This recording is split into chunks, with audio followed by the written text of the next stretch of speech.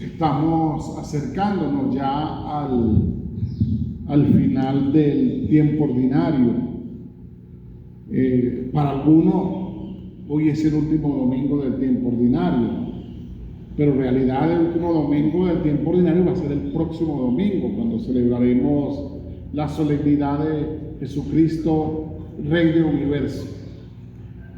Y tener como contexto esta solemnidad nos puede ayudar a tener una comprensión de los textos de este domingo, porque son con un sentido apocalíptico del final, y que escuchado de esta manera tan literal nos da un poquito de temor pensar en ese último momento de la propia existencia o de toda la existencia, Creo que la vida hay que vivirla con esperanza. De hecho, pues en decir popular decimos, la esperanza es lo último que se pierde. Siempre hay una posibilidad ante lo que ocurre en el mundo, ante lo que me ocurre a mí, ante lo que nos ocurre a cada uno de nosotros. La importancia está en ponerlo allí como debe ser. Jesús, con este texto, quiere que el cristiano, que el hombre, bueno, el cristiano hoy para nosotros, que en momento no eran cristianos, pero que es lo que pretendía, que se busque o se fije la atención en lo esencial, en lo que es importante, un poco lo que decía ayer Hortensia en la reunión de los coordinadores, lo esencial, hay que ir al fundamento de todo. Porque los presentes estaban admirados por la belleza del templo. Y es verdad que un templo bello es bueno, pero un templo donde el centro no se pierda. Y eso se ha ido perdiendo en las estructuras modernas de algunos templos. Sin meterme en problemas, yo pienso en la obra del santuario de Fátima en Loma de Urquía, en Valle Alto, que llaman el santuario modernizado. Es hermoso, no hay duda. Es hermoso, es imponente. Esa imagen de Fátima de 5 metros de altura por 2.5 de ancho en la base llama la atención, ni se ve, no pareciera que esa fuera la medida. ¿Y el centro dónde está?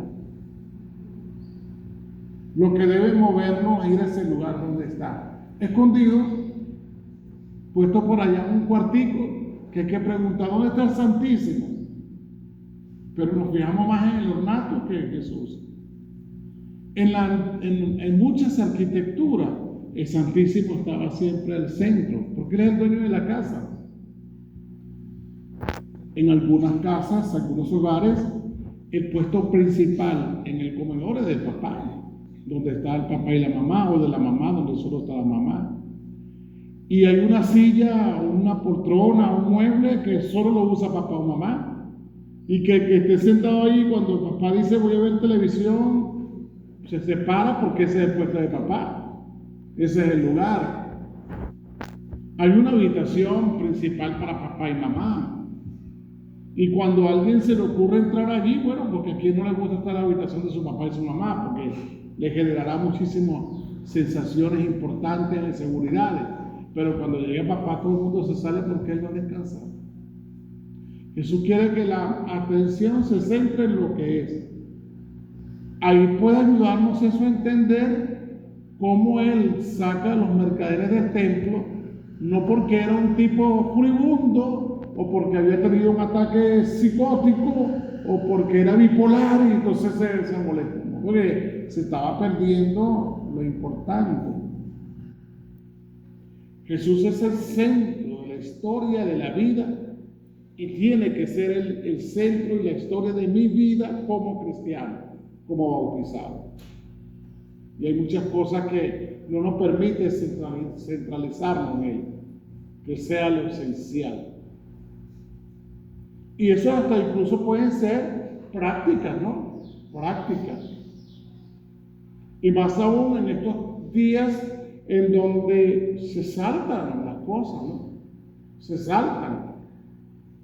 Ya tenemos un mes en Navidad y corremos a ponernos el cintillo con el arbolito y el cintillo con el San Nicolás o el adornito navideño. Ya algunas emisoras de radio están diciendo, mándenme la foto de su Navidad, ya montaron una Navidad.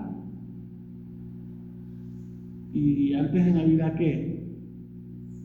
Y el Adviento y la preparación.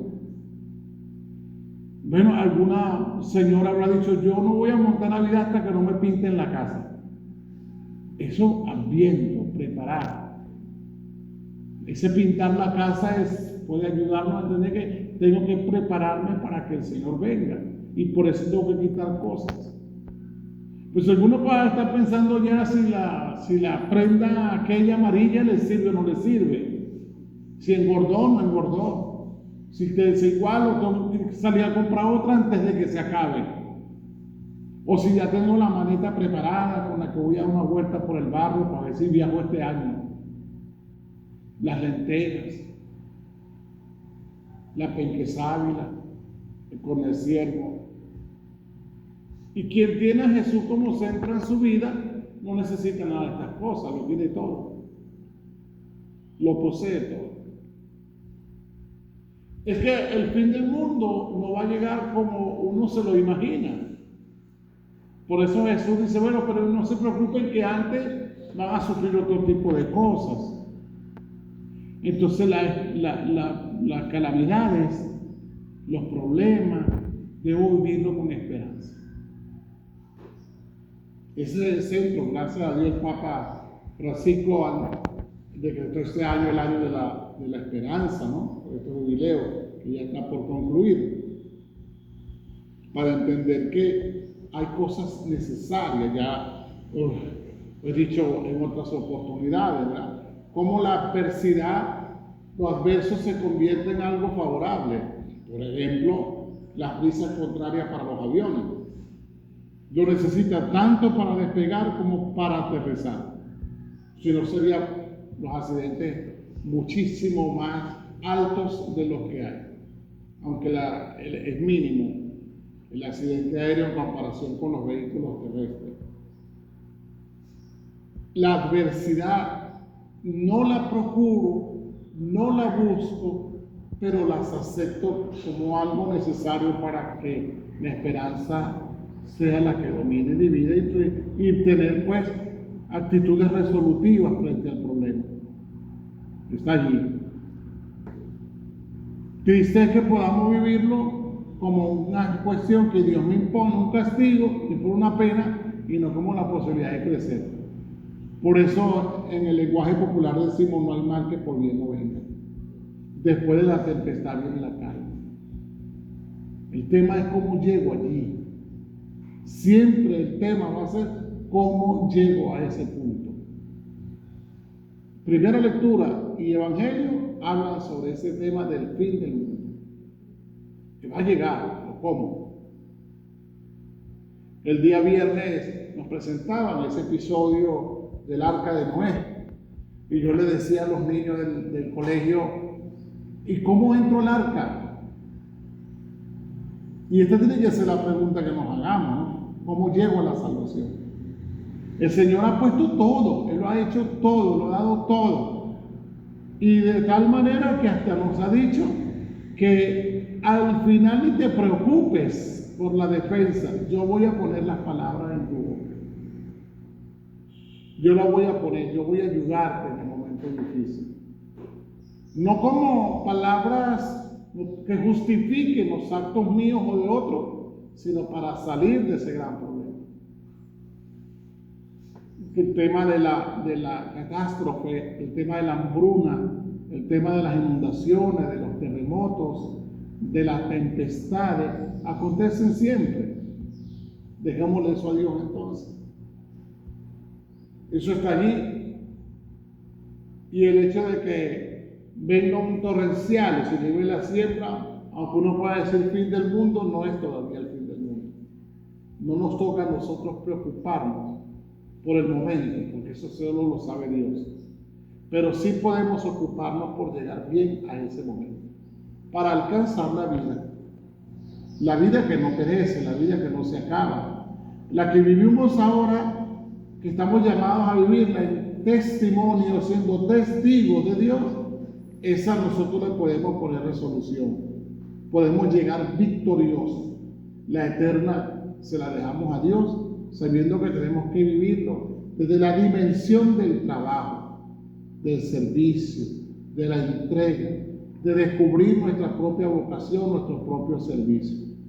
Pablo escribe a esa comunidad porque le llega la noticia de esas aptitudes frente al final de dejarlo todo.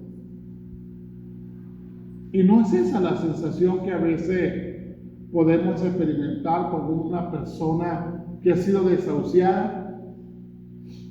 Sin embargo, no nos sentamos a esperar que ese hermano, que ese familiar muera.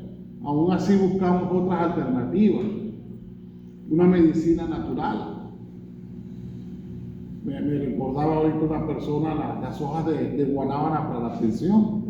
O sea, no solamente la pastilla, también tómate el guarapo, porque tú dices que es bueno, pues pruébalo en ti, en el fondo, ¿verdad? Pruébalo en ti mismo, ¿eh? Tú no hablas de eso. Bueno, no se pierde la esperanza frente al problema, hay que tenerla.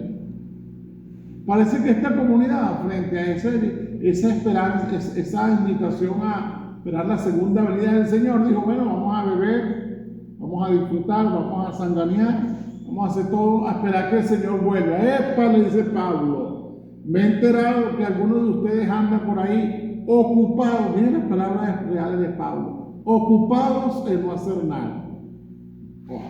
Y Daniel, hasta la pereza se ocupa. Hasta para ser flojo hay que ocuparse. Porque hay que levantarse del mueble y echarse en la cama, ¿no? Ahí, para dormir, hasta para dormir hay que ocuparse, ¿no? Ocupados en no hacer nada. Y yo no he vivido entre ustedes así, dice Pablo. Yo he vivido de mi trabajo. Yo he vivido de lo que sé, de mi oficio. Por eso digo: que no trabaja, que no coma. Pero si atendieron bien a la lectura, o si no, vayan a verlo en el pan diario, dice que no solamente estaba ocupado en no hacer nada, sino que se la pasaba chismeando. Que también, o sea, ocupado en no hacer nada y hablando de lo que no les importa. ¿Y cuánto tiempo perdemos en eso? ¿Cuánto tiempo ocupamos en hablar de lo que no nos importa? En hablar de cosas a las que no podemos ni siquiera ponerle solución. Bueno, esa solución es que se ocupe el que tiene que ocuparse. Tú y yo ocupémonos de la propia salvación. De eso que ya vamos a terminar el próximo domingo. Hortensia, esas 3 invitaciones. Estamos llamados a vivir, a salvarnos, a la santidad y a vivir en comunidad. Eso es lo que tienen que ocuparme como bautizado, sin dejar las obligaciones propias de mi vida. Ser un buen papá, ser una buena mamá, ser un buen hijo, ser un buen profesional, cumplir, hacer lo que tengo que hacer, como debo hacer. Porque todos estamos invitados a ser testigos, a dar testimonio.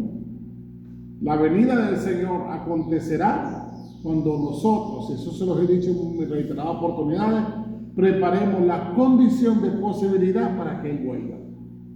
No va a venir en este caos, pero este caos lo resolvemos nosotros, haciendo más empáticos, haciendo el bien, siendo cristianos auténticos. Que así sea. Amén.